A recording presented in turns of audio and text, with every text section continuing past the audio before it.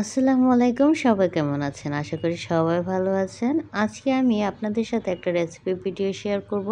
আজকে আমি আপনাদের সাথে পেঁয়াজ ছাড়া কিভাবে বাটা মাছ রান্না করতে হয় সেই ভিডিওটা নিয়ে হাজির হয়ে গেলাম। ভিডিওটা ভালো লাগলে লাইক, কমেন্টে শেয়ার করতে বলবেন না।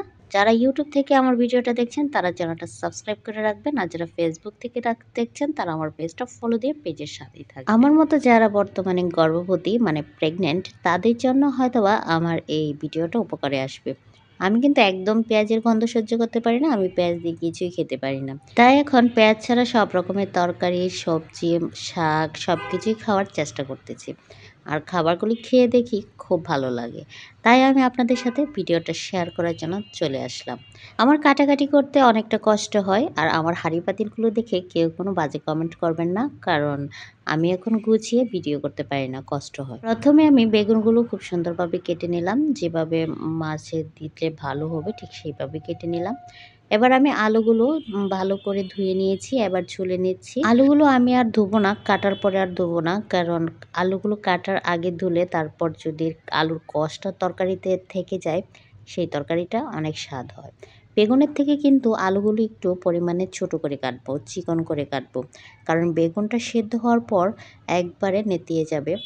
আর আলুটা যেমন তেমনই থাকবে, সেই জন্য আলুগুলো কাটা হয়ে গিয়েছে। তারপর আমি কিছু কাঁচামরিচ ফালি করে নিচ্ছি। কাঁচামরিচটা একটু পরিমাণে বেশি দিব। আর সাথে দিব ধনিয়া পাতা কুচি। যেহেতু এখন ধনিয়া পাতার সিজন, সেই জন্য সব তরকারিতে ধনিয়া পাতাটা খেতে অনেকটা ভালো লাগে। এই যে দেখুন মাছগুলো আমি খুব সুন্দর করে ধুয়ে নিয়েছি, পরিষ্কার করে ধুয়ে নিয়েছি। আমার কড়াইটা দেখে কেউ কোনো বাজে কমেন্ট করবেন না। যে হাঁড়ি পাতিলগুলো আমরা সব সময় ইউজ করি, সব সময় ব্যবহার করা হয়, রান্না করা হয়, সেগুলো দেখতে একটু এরকম কালচে হয়ে যায়। তাছাড়া আমি আগের মতো আর সময় বের করে ভিডিও করতে পারি না। এখন যে সময় ইচ্ছে হয় তখনই আমি ভিডিওটা করে ফেলি। আমি রেগুলার যখন রান্না করি তখনই ভিডিওটা করে ফেলি। যেহেতু আমার পেজটা আর ইউটিউব চ্যানেলটা চালাতে হবে সেই জন্যই। আমি মাছের উপরে নিয়ে নিলাম বেগুন, আলু কাটা, তারপরে দিয়ে দিলাম 1/2 চামচ পরিমাণ হলুদ গুঁড়া, দিয়ে দিলাম 1.5 চামচ পরিমাণ মরিচ গুঁড়া আর লবণ। হলুদ মরিচটা একটু পরিমাণে কমিয়ে দিয়েছি। কারণ বেগুনে কিন্তু বেশি রকম হলুদ মরিচ হলে, বেশি রকম ঝাল হলে খেতে ভালো লাগে না। আর দিয়ে দিলাম ওই যে কাঁচামরিচ ফালিগুলো। দিয়ে দিয়েছিলাম লবণ আর তেল। তারপরে দেখুন কত সুন্দরভাবে আমি মাছগুলো কষলিয়ে নিচ্ছি। খুব ভালোভাবে মাখিয়ে নিতে হবে। মাখানো শেষ হয়ে গিয়েছে, তারপর দিয়ে দিলাম পরিমাণ মতো পানি। পানিটা অবশ্যই পরিমাণ একটু কম দিবেন। আমি যেহেতু একটু ঝোল ঝোল রাখবো, এত শুকাবো না, সেই জন্য আমি মাখা মাখা একটু পানি দিয়ে দিলাম। এবার চুলায় বসিয়ে দিলাম। এবার আগুনটা জ্বালিয়ে দিব। জ্বালিয়ে দিয়ে তারপর আমি বলক ওঠা পর্যন্ত অপেক্ষা করব। এই তো বলক উঠে গিয়েছে। এবার আমি উল্টিয়ে পাল্টিয়ে দিচ্ছি।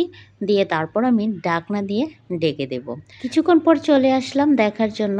এই তো দেখুন তরকারিটা প্রায় হয়ে গিয়েছে। এবার ঝোলটা আর একটু কমাবো, কমানোর পর আমি তুলে নেব। এই তো দেখুন তরকারিটা হয়ে গিয়েছে। আমি কিন্তু শুকানোর আগে কিছু ধনিয়া পাতা ছিটিয়ে দিয়েছিলাম।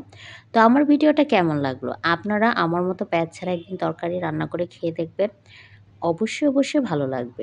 সবাই ভালো থাকবেন, আমার জন্য দোয়া করবেন। আসসালামু আলাইকুম।